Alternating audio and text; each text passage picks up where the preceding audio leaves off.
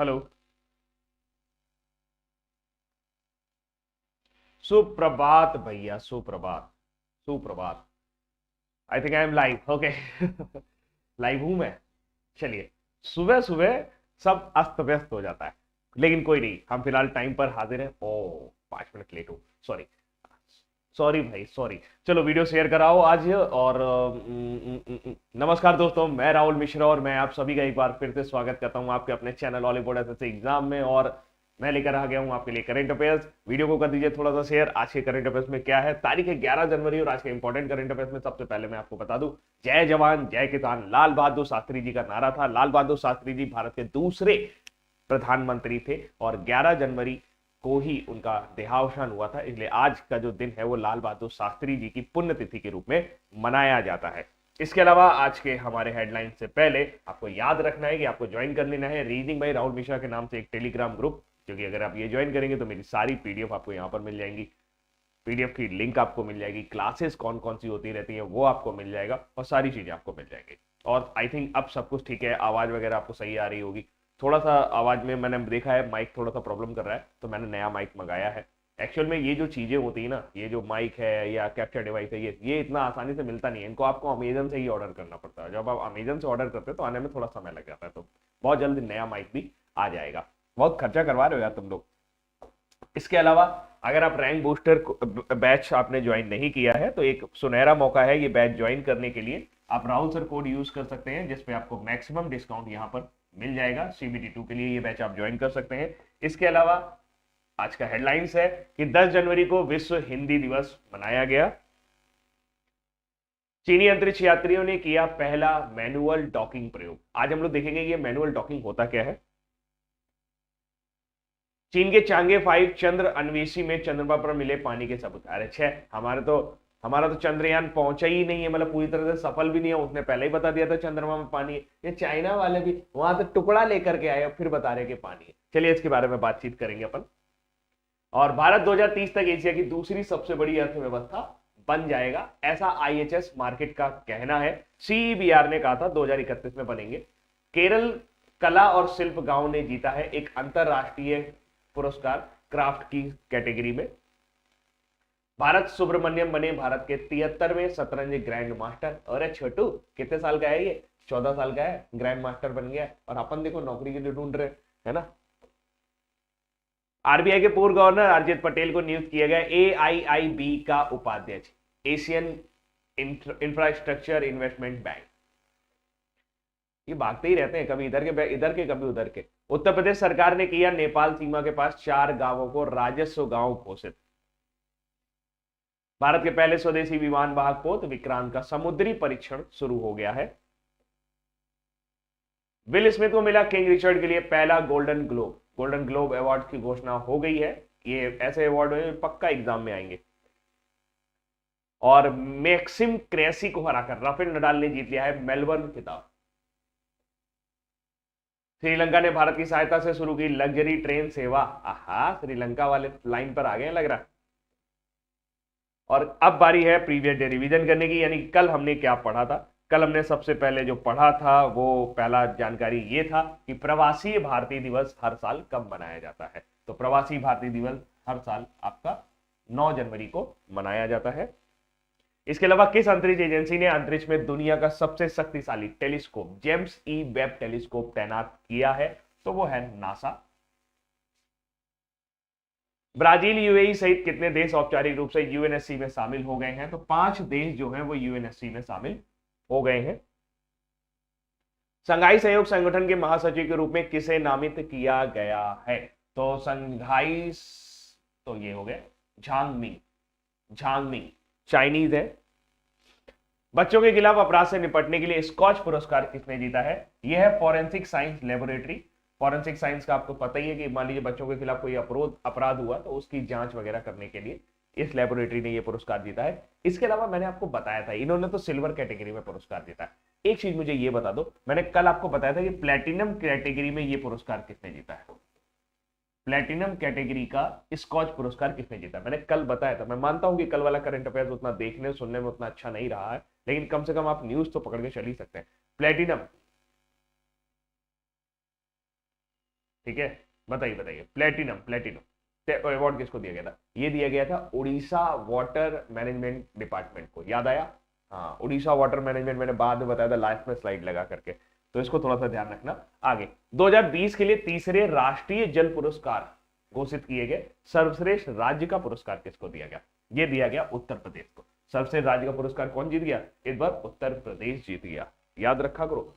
पाकिस्तान की पहली महिला सुप्रीम कोर्ट जज कौन होंगी? तो पाकिस्तान की पहली महिला सुप्रीम कोर्ट जज क्या होंगी? आयशा मलिक होंगी। देखो कितना बढ़िया चीज है ना, कि मान लो कल कोई चीज अगर छूट गई थी आपके दिमाग से और मुझे पता है कि वो इंपॉर्टेंट है, तो रिवीजन में वो चीज वापस आ जाती है, आ जाती ना। आज ठंड बहुत है और मैंने थोड़ा सा गड़बड़ कर दिया कि आज कमरा भी बहुत ठंडा रहा, मैं सर भी दर्द कर रहा, ठीक है। आगे चलते हैं। भारत की पहली मोबाइल हनी प्रोसेसिंग वैन किस संस्थान ने लॉन्च की है? तो ये खादी विभाग, खादी विलेज इंडस्ट्रियल कॉर्पोरेशन, ऐसा ना, खादी ग्रामीण उद्योग वाला, तो ये वाला है KVIC, आप समझ जाएंगे। ठीक, आगे चलते हैं। ओपेक ने किसे अपना नया महासचिव नियुक्त किया है? तो ओपेक ने अपना नया महासचिव नियुक्त किया है एतम अल घस को। किसको नियुक्त किया है? एतम अल घस को। हाल ही में किस देश ने बाल विवाह पर प्रतिबंध लगा दिया है? तो फिलीपींस ने क्या किया है? कोई बाल विवाह नहीं होगा। उड़ीसा का गंजम जिला भारत का बाल विवाह मुक्त होने वाला अभी सबसे नया जिला बना है। देश में हर साल वीर बाल दिवस के रूप में कब मनाया जाएगा? तो वीर बाल दिवस जो है वो 26 दिसंबर को मनाया जाएगा। गुरु गोविंद सिंह जी जो बालक थे, उनकी शहीद स्मृति दिवस के रूप में इसको मनाया जाएगा।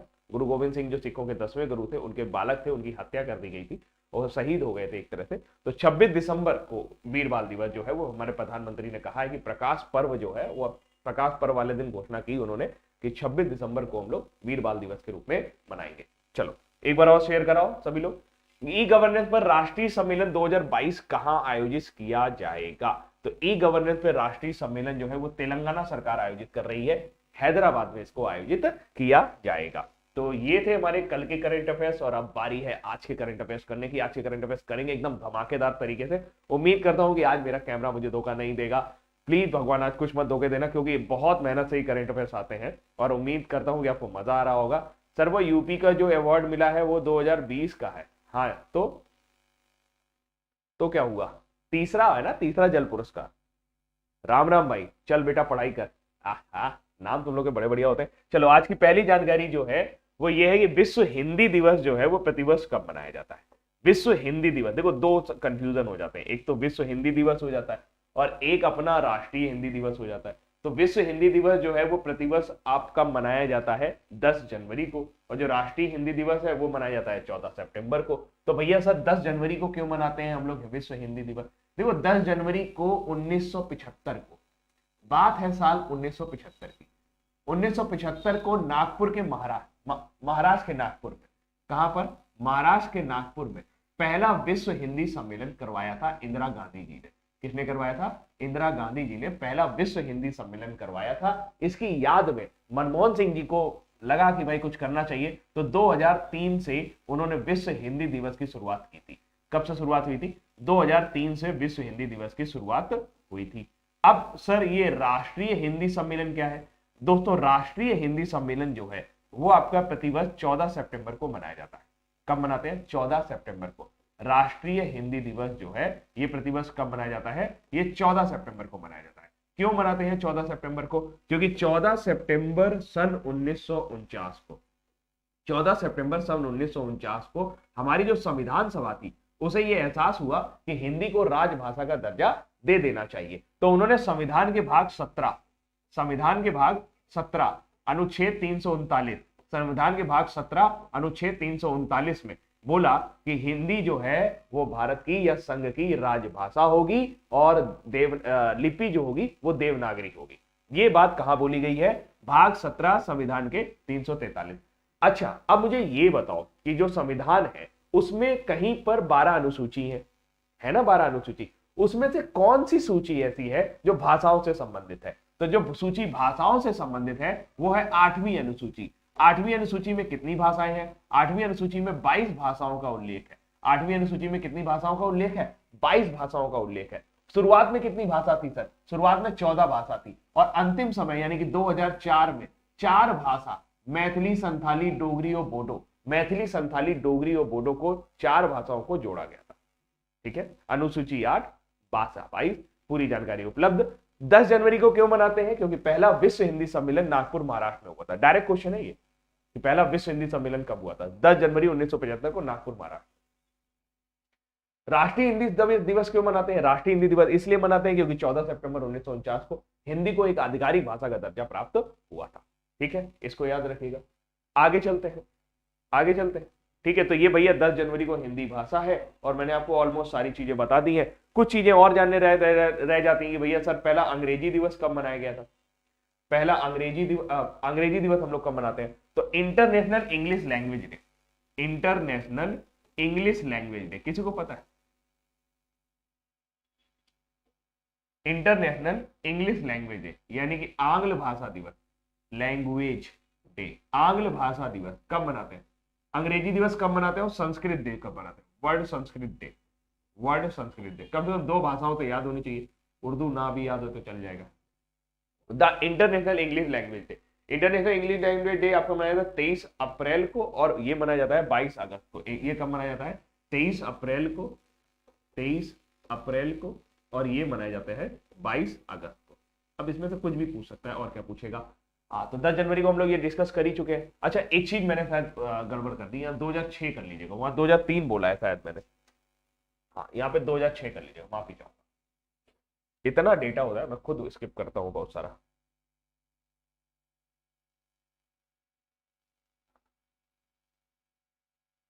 अगला, किस देश के अंतरिक्ष यात्रियों ने पहला मैनुअल डॉकिंग प्रयोग किया है? सर ये क्या होता है मैनुअल डॉकिंग प्रयोग? क्या होता है मैनुअल डॉकिंग? क्या होता है? देखिए, अभी जो चाइना है वो क्या कर रहा है, अपना अंतरिक्ष स्टेशन डेवलप कर रहा है। डेवलप करने में क्या होता है कि वो बड़े बड़े मॉड्यूल ऊपर ले तो गए हैं, उनको टांग दिया है हवा में, अब उन मॉड्यूल को अटैच किया जा रहा है। तो इस तरीके से जब मॉड्यूल को अटैच किया जाता है, तो देखो मैं उसकी तस्वीर भी लेके आया हूँ, ये यहाँ पर देखो, ये बाकायदा इसको अटैच कर रहे हैं यहाँ पर चाइना के लिए।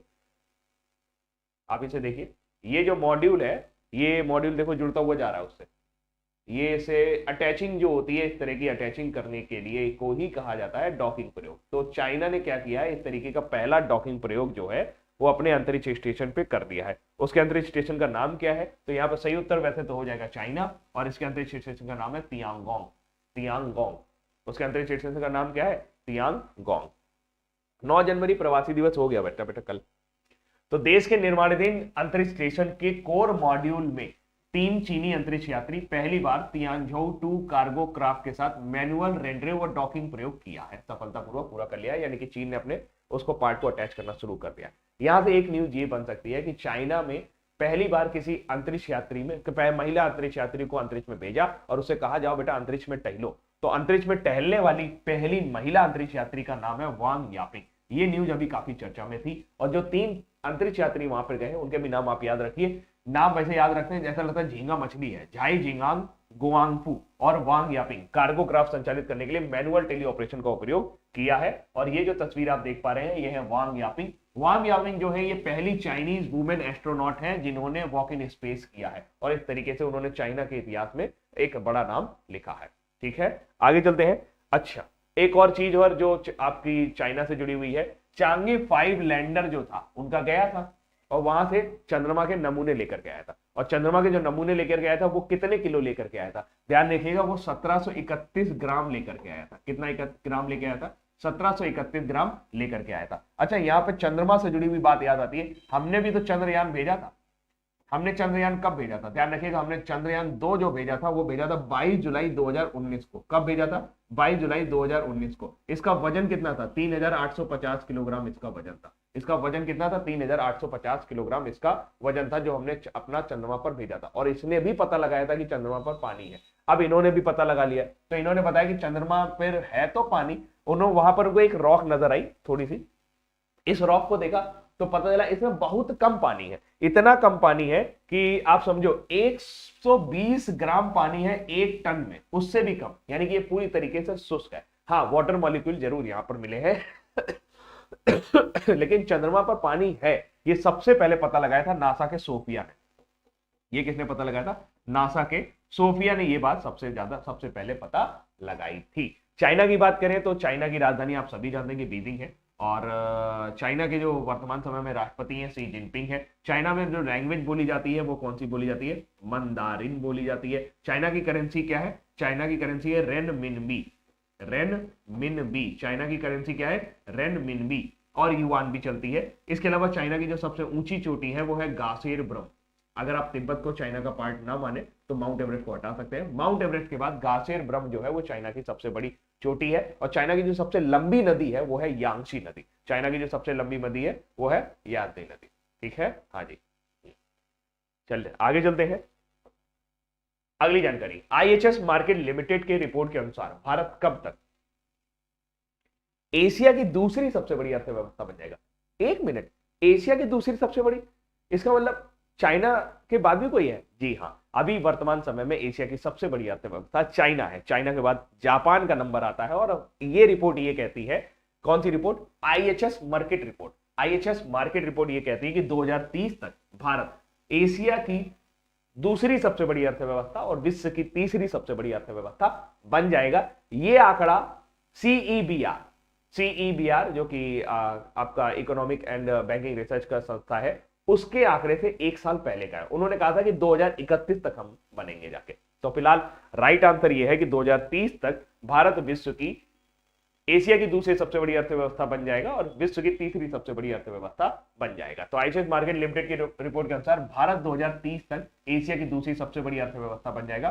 भारत के 2030 तक जापान से आगे निकलने की पूरी संभावना है और यह जर्मनी, यूनाइटेड किंगडम को पछाड़कर दुनिया की तीसरी सबसे बड़ी अर्थव्यवस्था भी बन जाएगा। 2030 तक भारत की नॉमिनल जीडीपी 2.7 ट्रिलियन अमेरिकी डॉलर उससे बढ़ करके 8.4 ट्रिलियन अमेरिकी डॉलर हो जाएगी। माय गॉड, अभी 2.7 ट्रिलियन डॉलर है, हमारी जीडीपी 8.4 ट्रिलियन डॉलर की हो जाएगी और पूरे विश्व की जो अर्थव्यवस्था है वो 100 ट्रिलियन डॉलर को पार कर जाएगी। तो वर्तमान में भारत जो है वो अमेरिका, चीन, जापान, जर्मनी और यूनाइटेड किंगडम के बाद दुनिया में 6ठे नंबर की अर्थव्यवस्था है अकॉर्डिंग टू आईएचएस मार्केट।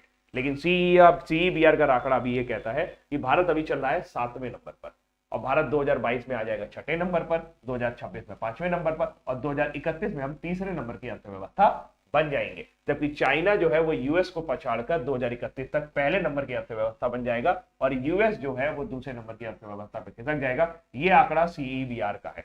ये आंकड़ा किसका है? सीईबीआर का।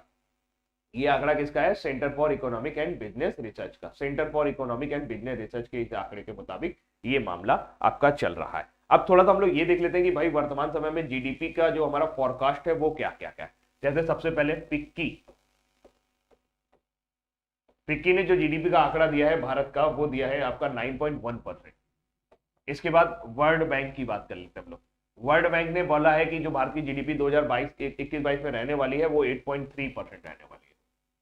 पहले इन्होंने 10% बताया था, फिर बाद में 8.3% कर दिया था। फिर आरबीआई आता है, आरबीआई सबसे ज्यादा आंकड़ा प्रेडिक्ट कर रहा है 9.5% भारत का जीडीपी। ये आपको याद रखना चाहिए कि किसने कितना प्रेडिक्ट किया हुआ है भारत का जीडीपी आगे आने वाले ईयर के लिए। ठीक है, आरबीआई की बात करें हम लोग तो आरबीआई के बाद आएगा फिच।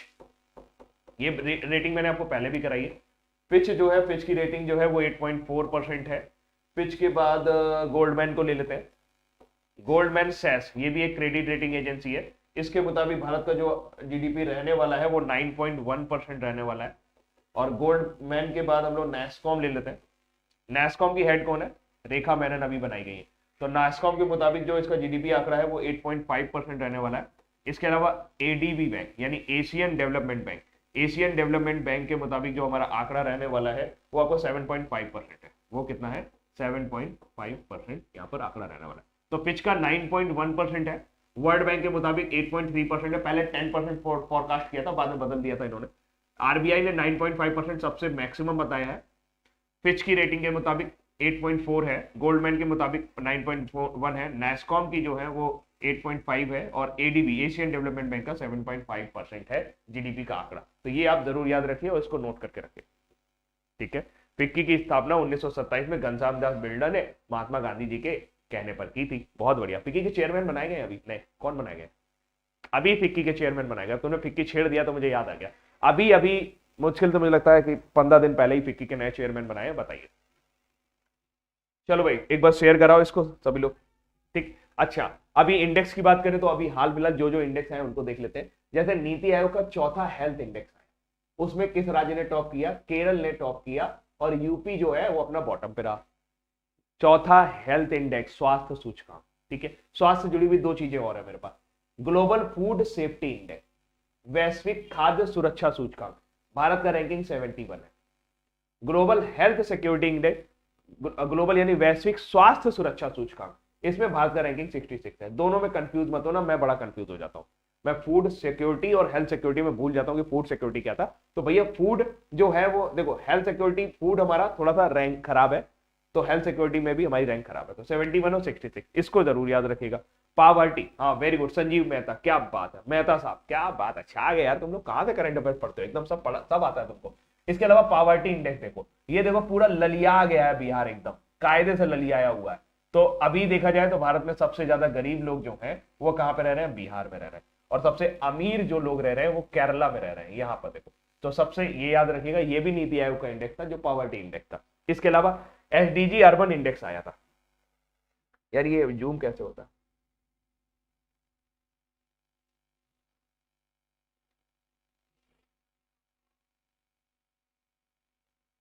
हाँ हो गया, हाँ देखा, सब है बोर्ड में, मुझे चलाना नहीं आता।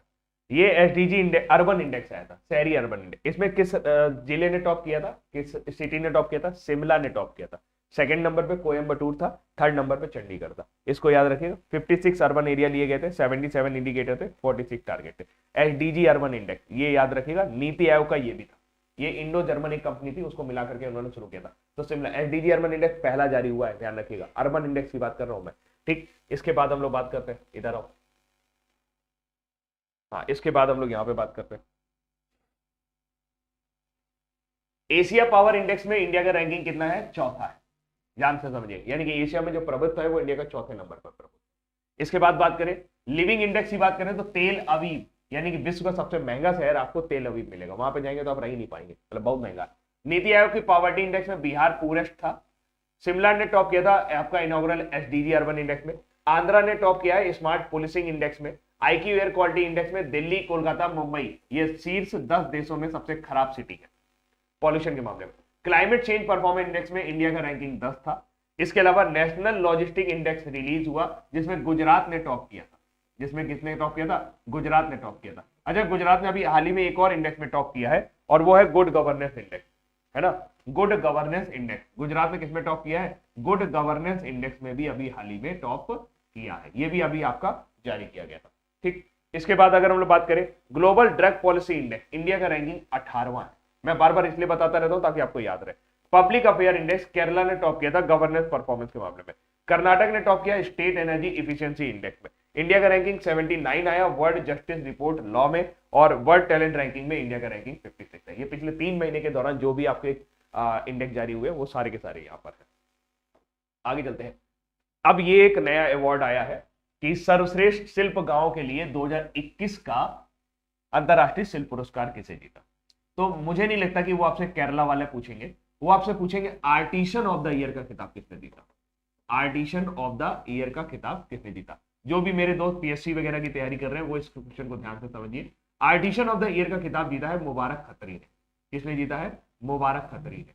मुबारक खत्री जी कहाँ के रहने वाले हैं? मुबारक खत्री जी आपके एमपी के रहने वाले हैं। कहाँ के रहने वाले? एमपी के रहने वाले हैं। और इस टाइम इन्हें आप क्राफ्टमैन ऑफ द इंडिया भी कह सकते हैं। इनकी द्वारा बनाई गई एक प्रिंटिंग है टाइगर प्रिंटिंग, जिसको कहा जाता है। टाइगर प्रिंटिंग जो है वो विश्व में काफी ज्यादा प्रचलित हो रही है, और इसी वजह से अंतरराष्ट्रीय शिल्प पुरस्कार दिया गया है। अंतरराष्ट्रीय शिल्प पुरस्कार किसको दिया गया? मुबारक खत्री को। कहां के रहने वाले? एमपी को। अगर आप संस्थागत श्रेणी में देखें तो केरला के इस गांव ने इसको जीता है, Kerala art and craft village ने इसको जीता है। और ये पूरे पुरस्कार के बारे में ये है। Craft person of the year Iran से साहर बानू अर्बेनियन, और भारत से दलवई कुलप्पा। सारा अवार्ड इंपॉर्टेंट है यहाँ पर। शिल्प designer of the year Morocco से जोरा सईद, और मैक्सिको से इस्माइल आर्टुरो। इसको हटा सकते हैं, ना याद करिए। अगली पीढ़ी के शिल्प डिजाइनर चीन से किलिंग झांग, और भारत के मुबीन खत्री। ना याद करेंगे कोई बात नहीं, ये याद रखिए। मास्टर कारीगर पुरस्कार, जो मैंने बोला master artisan of the year पुरस्कार, अमित सचिवदेवा और मुबारक खत्री। इन दोनों की फोटो नहीं मिली मुझे, मैं बहुत खोजता रहा कि इन दोनों की फोटो मुझे मिल जाए, बट मुझे नहीं मिली। ठीक है, मुबारक खत्री जो है वो आपके एमपी से है, इसको याद रखना। ठीक है, चलिए आगे। ये देखो भाई छोटू आ गया अपना, 73वां ग्रैंड मास्टर बन गया। अब इधर बात करूं तो इसका नाम है भारत सुब्रमण्यम। भारत सुब्रमण्यम जो है चेन्नई के रहने वाले हैं। ये साउथ में जो लोग हैं भाई बहुत ग्रैंड मास्टर बन रहे हैं। ग्रैंड मास्टर बनने के लिए आपको फिडे के 3 मानदंड पूरे करने पड़ते हैं। 3 मानदंड पूरे करने के बाद आप ग्रैंड मास्टर ऑफ इंडिया बन सकते हैं, मतलब ग्रैंड मास्टर बन सकते हैं। और 2500 ELO पॉइंट आपको हासिल करने पड़ते हैं। हाल फिलहाल इन्होंने हासिल कर लिए। ये आपके हो गए 73वें। इससे पहले ये आपके 72वें हुए, राजा जी आपके 70वें हो गए, संकल्प आपका 71वां हो गया। देश का पहला ग्रैंड मास्टर कौन था? देश का पहले ग्रैंड मास्टर कौन थे? किसी को पता है? जल्दी करो, बैटरी जा रहा। देश के पहले ग्रैंड मास्टर जो थे वो विश्वनाथन आनंद थे। देश के पहले ग्रैंड मास्टर कौन थे? विश्वनाथन आनंद, 1988 में बने। दूसरे कौन थे? दिव्येंदु बरुआ। अच्छा, AICF, all India chess federation, ये भारत के लिए सर्वोच्च संस्था है जो भारत के चेस प्लेयर के ऊपर ध्यान देती है। इसके वर्तमान समय में हेड कौन है? इसके वर्तमान समय में हेड है आपके संजय कपूर। इसके वर्तमान समय में हेड कौन है? संजय कपूर। सर इसका मुख्यालय कहां पर है? AICF का मुख्यालय कहां पर है? हेडक्वार्टर कहां पर है? AICF का मुख्यालय याद रखिएगा चेन्नई में है। वहीं से निकल निकल के आ रहे हैं सब। ये AICF का मुख्यालय कहां पर है? चेन्नई में है। वहीं से निकल निकल के आ रहे हैं। हाँ जी, शेयर नहीं किए यार तुम लोग, वीडियो को शेयर तो कराओ। ऐसे कैसे काम चलेगा? खूब दम लगा के शेयर कराओ एक बार। संजय कपूर, ठीक है। अच्छा, फिडे का मुख्यालय कहां पर है? फिडे, फेडरेशन ऑफ इंटरनेशनल, इसको ये चेस का संस्था है। फिडे का मुख्यालय कहां पर है? फिडे फिडे फिडे का मुख्यालय कहां पर? फटाफट बताओ। फिडे फिडे फिडे का मुख्यालय कहां पर है? फिडे का मुख्यालय जो है पेरिस, फ्रांस में है, ठीक। और भारत की पहली ग्रैंड मास्टर महिला कौन थी? विजया लक्ष्मी। भारत की पहली महिला ग्रैंड मास्टर कौन थी? विजया लक्ष्मी। अच्छा, अभी हाल ही में कोरेनू हम्पी को एक अवार्ड दिया गया था, है ना, BBC sports women of the year का अवार्ड भी आपको कोनेरू हम्पी को दिया गया था। एक सेकंड रुकना।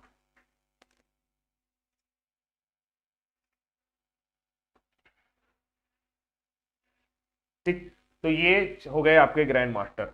और कुछ और कुछ और कुछ और कुछ चलो और देखते हैं।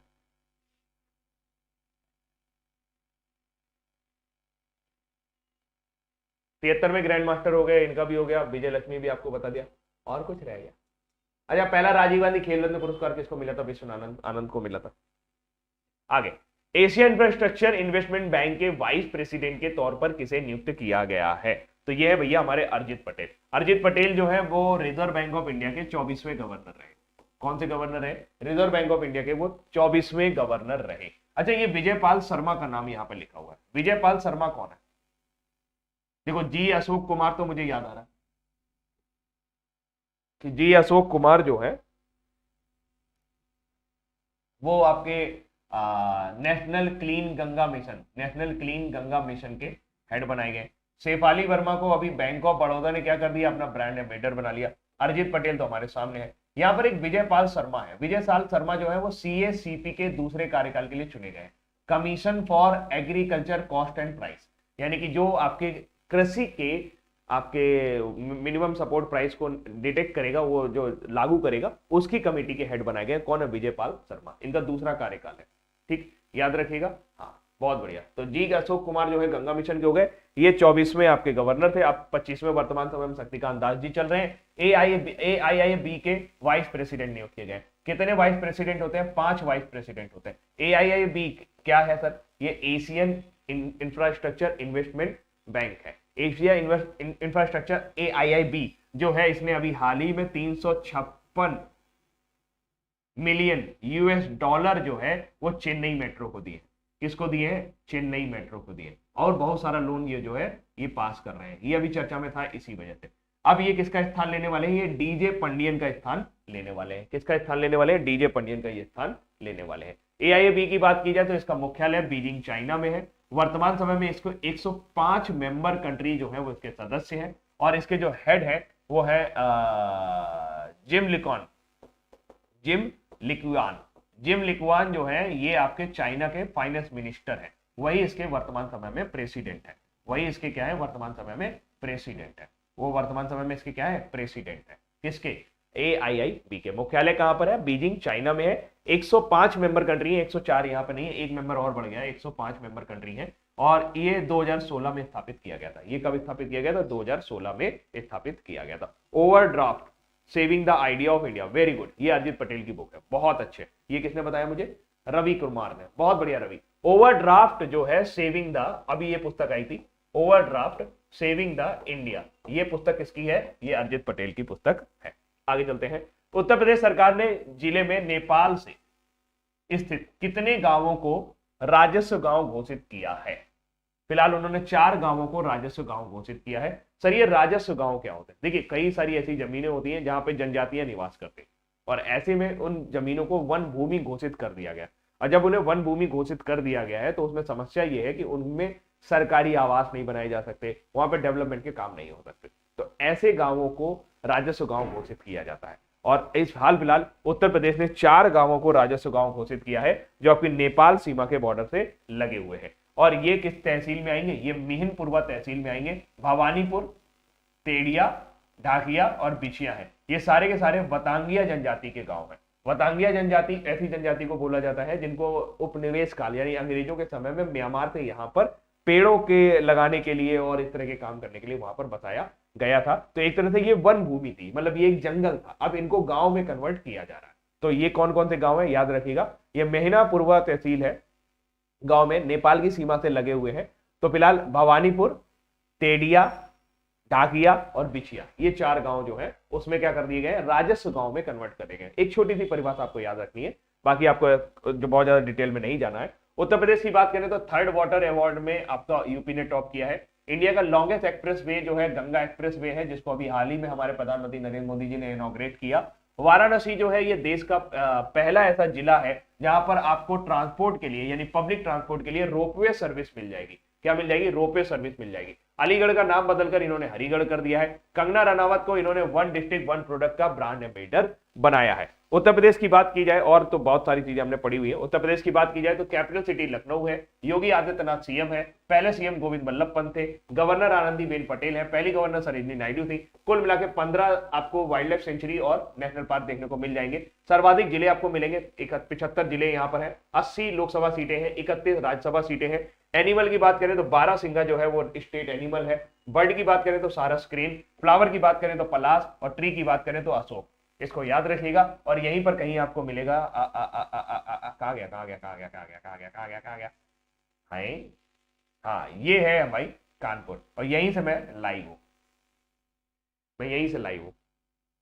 आगे, भारत के पहले स्वदेशी विमान वाहक पोत का समुद्री परीक्षण शुरू किया गया है। इसका नाम क्या है? इसका नाम है विक्रांत। वैसे हमारे पास एक समुद्री वाहक पोत है, मतलब विमान वाहक पोत है, जिसमें हम जहाज रख सकते हैं और उसको उड़ा भी सकते हैं और उसको लैंड भी करा सकते हैं, वो है विक्रमादित्य। लेकिन वो स्वदेशी नहीं है, पहला स्वदेशी जो है वो हमारा विक्रांत है, और ये बहुत ही ताकतवर है। इससे पहले भी विक्रांत नाम का हुआ करता था, वो बाद में तोड़ ताड़ दिया गया था, फिर बाद में इसको फिर से बनाया गया है। तो अगर 2022 तक ये भारतीय नौसेना में शामिल हो जाएगा, और ये भारत में बनने वाले सबसे बड़े और सबसे जटिल युद्ध पोत में 40,000 टन वजनी विमान वाहक पोत को अक्टूबर 2021 में 10 दिवसीय समुद्री परीक्षण सफलतापूर्वक पूरा किया था, और अब इसे पूरी तरीके से समुद्री परीक्षण के लिए एक और सेट के लिए रवाना कर दिया गया है। तो इसको याद रखिएगा, ये है विक्रांत। ये इनको पहचानते हैं, ये है भाई आपके विल स्मिथ, इनकी एक मूवी है परसूट ऑफ हैप्पीनेस, अगर आपने नहीं देखी तो जरूर देखनी चाहिए। विल स्मिथ को गोल्डन ग्लोब अवार्ड की घोषणा हो गई है। गोल्डन ग्लोब अवार्ड का कौन सा संस्करण घोषित किया गया है? 79। ये क्वेश्चन डायरेक्ट बनता है कि कौन सा संस्करण इस बार गोल्डन ग्लोब का घोषित किया गया? तो 79 79वां संस्करण घोषित किया गया, जिसमें विल स्मिथ जो है वो आपके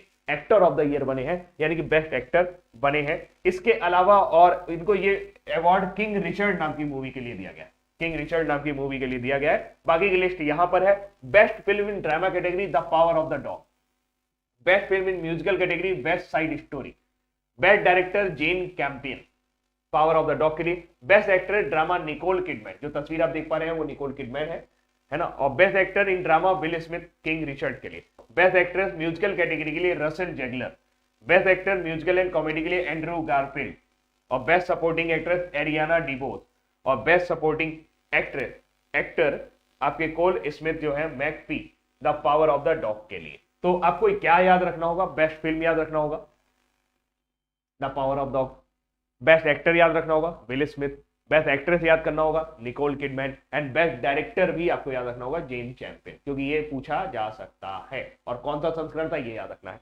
77 साल पुराने ये एक एक्टर है, इनको जानते हैं, ये खानबू है, खानबू चाचा। अगर जिन्होंने इस स्क्विड गेम देखी होगी तो उनको पता होगा, ये है खानबू चाचा। पहली बार किसी कोरियन एक्टर को गोल्डन ग्लोब अवार्ड दिया गया है, पहली बार किसी गोल्डन, और वो भी 77 साल के खानबू चाचा ने जीती है। और ये स्क्विड गेम में बड़ा बढ़िया रोल निभाया है इन्होंने जी। ऑस्कर इसको नहीं बोलते, ऑस्कर बोलते हैं एकेडमी अवार्ड्स को। उसकी घोषणा अभी नहीं हुई है, लेकिन मैं पिछले वाले ले आया हूं। पिछले बार ऑस्कर अवार्ड जो गया था वो बेस्ट पिक्चर का नोमैडलैंड को गया था, एंटोनी हॉपकिंस को बेस्ट एक्टर का अवार्ड गया था, फ्रैंकिश डॉर्मेंट को बेस्ट एक्ट्रेस का गया था, और शोले खाओ को यानी कि छोले खाओ को बेस्ट डायरेक्टर का अवार्ड दिया गया था। लेकिन चौंकाने वाली बात है कि एग्जाम में पूछा गया था बेस्ट सपोर्टिंग एक्टर, तो डैनियल कलुआ को बेस्ट सपोर्टिंग एक्टर का अवार्ड दिया गया था। ठीक है, ठीक है, हाँ जी। पहला golden globe ultimately will Smith को मिल ही गया, कई बार वो नॉमिनेट हो चुका था बट मिल नहीं रहा था, अल्टीमेटली उसको मिल ही गया। आगे चलते हैं। हाल ही में मेलबर्न का खिताब किसने जीता है, इनको देख लीजिए। मेलबर्न का खिताब जो है वो राफेल नडाल ने जीत लिया है, और राफेल नडाल ने ये खिताब जीता है, किसको हरा करके जीता है, अरे आओ यार उन्होंने लिखा था मैंने कहीं पर, हाँ मैक्सिमम क्रेसी को हराया, अमेरिका के मैक्सिमम क्रेसी को हराया, नाम भूल रहा था इनका, मैक्सिमम क्रेसी को 9 जनवरी को हरा दिया, और इन्होंने इनका 89वां टूर स्तरीय खिताब जीत लिया है। इस बार के ग्रैंड स्लैम कुछ इस प्रकार से रहे। ऑस्ट्रेलियन ओपन जीता था जोकोविक ने और नाओमी ओसाका ने, फ्रेंच ओपन जीता था जोकोविक ने और क्रेजिस्कोवा में, बारबरा क्रेजिस्कोवा में, चेक रिपब्लिक से खेलती है। विंबलडन का खिताब नोवाक जोकोविक ने और एस्ले बार्टी ने जीता था, जबकि यूएस ओपन जो है वो जोकोविक चूक गए थे और दिमित्री मुददेव और एमा रादकानु ने जीता था। एमा रादकानु को अभी हाल ही में बीबीसी ने sports person of the year के अवार्ड से सम्मानित किया, sports person of the year के अवार्ड से सम्मानित किया। किसको, बीबीसी ने एमा रादकानु को। एमा रादकानु किस देश से है, ब्रिटेन से खेलती है, इसको याद रखिएगा। फिर से ग्रैंड स्लैम एक बार देख लीजिए, शुरू के ऑस्ट्रेलियन, फ्रेंच, विंबलडन, जोकोविच, ओसाका, क्रेजिस्कोवा, बार्टी और रादकानु, और दिमित्री मेदवेदेव ने यूएस ओपन का खिताब जीता है। आगे बढ़ते हैं। हाल ही में किस देश ने भारत की सहायता से लग्जरी ट्रेन सेवा पाली है, तो लग्जरी ट्रेन सेवा पाने वाला जो देश है वो है श्रीलंका। श्रीलंका ने भाई अभी हाल ही में हमसे एक लग्जरी ट्रेन ली है, और श्रीलंका के साथ हमारा अभी हाल ही में एक त्रिंकोमोली ऑयल सेंटर के साथ समझौता चल रहा है। हम वहां पे त्रिंकोमोली ऑयल रिजर्व को जो डेवलप करेंगे और वो वहां पर डेवलप किया जाएगा। तो अगर पूछा जाएगा त्रिंकोमोली ऑयल रिजर्व भारत कहां पर बना रहा है, तो श्रीलंका में बना रहा है। तो भारत ने इसमें एसी वगैरह सब कुछ दिया है। फिलहाल श्रीलंका की बात करें तो इंडिपेंडेंस डे 4 फरवरी को मनाते हैं। नेशनल एनिमल को लेकर के लड़ते रहते हैं, उनको कोई पता ही नहीं है नेशनल एनिमल कौन सा है। साइक्लोन जंगल फाउल ये उनका नेशनल बर्ड है। नेशनल फ्रूट वो कटहल को मानते हैं। नेशनल ट्री आयरन वुड है। फेमस फेस्टिवल वेसाक कोया पोशान फेस्टिवल उनके फेमस फेस्टिवल है। Prime minister Mahindra Rajapaksa, president यानी कि राष्ट्रपति गोताबया राजपक्षे भैया भैया है। Name of parliament democratic socialist Republic. Member of parliament 225 आपको मेंबर ऑफ पार्लियामेंट श्रीलंका में देखने को मिलेंगे। नेशनल लैंग्वेज जो है सिंगली और तमिल है, बहुत लड़ाई होती रहती है इन लोगों के बीच में। नंबर ऑफ प्रोविंस 9 है। करेंसी जो है श्रीलंकन रुपीज है। हाईएस्ट पीक जो है वो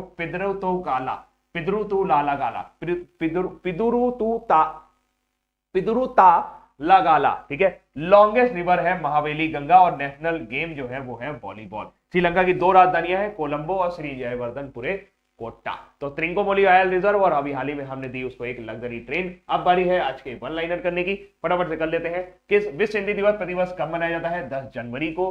किस देश के अंतरिक्ष यात्रियों ने पहला मैनुअल डॉकिंग प्रयोग किया है? चाइना। किस देश के चांग E5 लैंडर को चंद्रमा की सतह में पानी मिला है? वो है चाइना। IHS मार्केट लिमिटेड के अनुसार भारत की एशिया की दूसरी सबसे बड़ी अर्थव्यवस्था कब तक बन जाएगा? 2030 तक। और शिल्प गांव के लिए केरला ने जीता है 2021 का अंतरराष्ट्रीय शिल्प पुरस्कार। भारत के 73वें ग्रैंड मास्टर बने हैं Bharath Subramaniam. Asian infrastructure investment bank के वाइस प्रेसिडेंट के तौर पर नियुक्त किए गए अरिजीत पटेल। और उत्तर प्रदेश सरकार ने जिले में नेपाल सीमा के बाद कितने गांवों को राजस्व गांव घोषित कर दिया? 4 गांवों को राजस्व गांव घोषित किया है। भारत का पहला स्वदेशी विमान वाहक पोत विक्रांत जो है रवाना हो गया अपनी ट्रेनिंग पर। और किंग रिचर्ड के लिए पहला गोल्डन ग्लोब खिताब जीत लिया है विल स्मिथ ने। हाल ही में मेलबर्न का खिताब किसने जीता? राफेल नडाल ने। और हाल ही में किस देश ने भारत की सहायता से लग्जरी ट्रेन सेवा शुरू की है? वो है श्रीलंका। तो उम्मीद करता हूं ये करंट अफेयर्स आपको पसंद आए होंगे, और अभी के लिए इतना ही रखता हूं। Thank you so much, bye bye, take care, tata. मैंने करंट अफेयर्स को थोड़ा सा छोटा रखने की कोशिश की है, कॉम्पैक्ट रखने की कोशिश की है, ताकि आपको सिर्फ करंट अफेयर्स मिले और कुछ नहीं। वीडियो को कर दीजिएगा थोड़ा सा शेयर, ढेर सारे प्यार की आपकी आवश्यकता है, हमेशा रहेगी, क्योंकि प्यार का भूखा तो हर कोई होता है। तो फिलहाल अभी के लिए इतना ही। Thank you so much, bye bye, take care, ध्यान रखें।